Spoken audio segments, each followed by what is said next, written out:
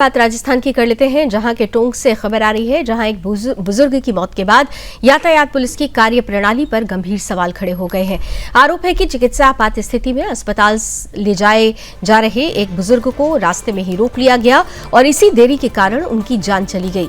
घटना के बाद पूरे क्षेत्र में लोगों का आक्रोश देखने को मिल रहा है और न्याय की मांग को लेकर प्रदर्शन शुरू हो गए हैं। दरअसल ये मामला 14 जून का बताया जा रहा है। जानकारी के अनुसार महेंद्र यादव अपने गंभीर रूप से बीमार पिता को उपचार के लिए अस्पताल ले जा रहे थे। बताया गया कि जल्दबाजी के कारण बाइक पर 3 लोग सवार थे और किसी ने हेलमेट भी नहीं पहना था। अब आरोप है कि इसी दौरान यातायात कर्मी राजकुमार ने उनकी बाइक को रोक लिया। परिजनों का कहना है कि पुलिसकर्मी ने बाइक की चाबी निकाल ली और उन्हें आगे जाने से रोक दिया। महेंद्र यादव लगातार अपने पिता की गंभीर स्थिति का हवाला देते रहे और चिकित्सा आपात स्थिति होने की बात बताते रहे, लेकिन आरोप है कि उनकी बात पर ध्यान नहीं दिया गया। परिजनों का दावा है कि उन्हें करीब 1 घंटे तक सड़क पर रोके रखा गया। इसके बाद 100 रुपए का चालान काटा गया और फिर जाने की अनुमति दी गई। इस देरी ने बुजुर्ग की स्थिति को और गंभीर बना दिया। जब बुजुर्ग को अस्पताल पहुंचाया गया तो उनकी हालत अत्यंत नाजुक थी। उन्हें तत्काल आपात चिकित्सा कक्ष से सीधे आईसीयू में भर्ती करना पड़ा। हालांकि चिकित्सकों के प्रयास के बावजूद उनकी जान नहीं बचाई जा सकी। वहीं मृतक के पुत्र महेंद्र यादव ने सीधे तौर पर यातायात पुलिस को अपने पिता की मौत के लिए जिम्मेदार ठहराया। उनका कहना है कि यदि उन्हें समय रहते अस्पताल पहुंचने दिया जाता तो शायद उनके पिता का जीवन बचाया जा सकता था। घटना के बाद टोंक में लोगों का आक्रोश खुलकर सामने आया।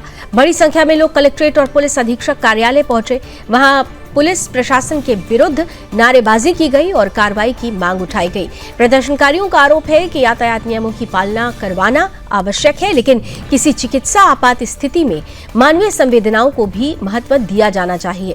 लोगों का कहना है कि नियमों के पालन और मानव जीवन की रक्षा के बीच संतुलन बनाए रखना प्रशासन की जिम्मेदारी है। पीड़ित परिवार और स्थानीय लोगों ने कई मांगे प्रशासन के सामने रखी। इनमें यातायात कर्मी राजकुमार को तत्काल सेवा से हटाने, मृतक परिवार को 50 लाख रुपए का मुआवजा देने और परिवार के एक सदस्य को सरकारी नौकरी देने की मांग शामिल है। प्रदर्शनकारियों ने ये भी चेतावनी दी कि यदि उनकी मांगों पर उचित कार्रवाई नहीं की गई तो आंदोलन को और व्यापक किया जाएगा। हालांकि इस मामले में लगाए गए आरोपों की जांच और प्रशासनिक कार्रवाई को लेकर सभी की नजरें संबंधित अधिकारियों पर टिकी हुई हैं। अब ये देखना महत्वपूर्ण होगा कि जांच में क्या तथ्य सामने आते हैं और आरोपों के संबंध में प्रशासन क्या निर्णय लेता है।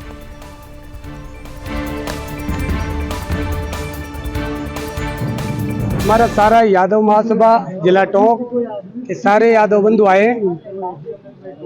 आज जो घटना हुई है ये एक इतिहास प्रसिद्ध घटना मानी जाएगी, क्योंकि पुलिस जो है वो न्याय की प्रथम सिद्धि होती है। न्यायालय सेकंड पर होता है, फर्स्ट पुलिस होती है और जो रक्षक होती है। आज कोई भी काम होता है बुलाओ पुलिस को, और पुलिस ही ऐसा काम कर रही है जो सारे आपके मीडिया में चर्चित हो रहा है। क्यों हो रहा है ऐसा क्यों हो रहा है? ये सब भ्रष्टाचार की निशानी है, इस वजह से ऐसा हो रहा है। अगर वही आदमी 2 मिनट में अगर दूसरी व्यवस्था कर देता तो 2 मिनट में निकल जाता।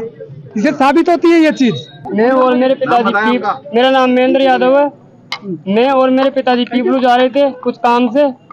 वहाँ से नातड़ी आए, पिताजी ने बोली भी मेरी तबीयत थोड़ी सी खराब है, इसलिए उसको मैं पिताजी को बोला भाई ज्यादा खराब है तो कहाँ चले, टोंक चले, ये यही पीपलू ही। पिताजी ने बोल दिया भाई टोंक चलो। जो वहाँ से सोले होते मैं टोंक आ गया। सामने चौराहे पाए 2 पुलिस कर्मियों ने मेरी गाड़ी रुकवा ली, जो जबरदस्ती गाड़ी रुकवाई मेरी। मैं गाड़ी को रोका भी नहीं था, वहाँ पे तो जल्दी ही चल रहा था मैं स्पीड से। जो मेरी गाड़ी के आगे पर के मेरी चाबी निकाल ली। फिर मैंने बोला भाई मेरे इमरजेंसी है, मेरे पिताजी की तबीयत ज्यादा खराब है, मेरे को जाने दो, मेरी गाड़ी का फोटो ले लो, चालान अपना 10,000 का कर देना आप। लेकिन मेरी सुनाई उन्होंने बिल्कुल करी भी नहीं। एक मौत का मीडिया में आया था, उसके संबंध में जैसे हमारे संज्ञान में आया हमने तुरंत उसकी जांच सीओ सिटी मृत्युंजय मिश्रा जी को दी।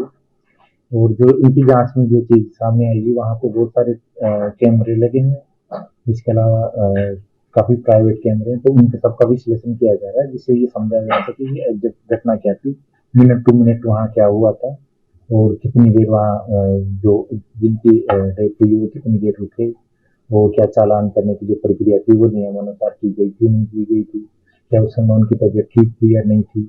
जितने भी उसके एस्पेक्ट्स हैं हम सभी एस्पेक्ट्स पे काम कर रहे हैं और हमारे इसके लिए बहुत काबिल अधिकारी है। तो जांच में जो भी चीज होगी हम आपके सामने पेश करेंगे और अगर कोई आरोपी होगा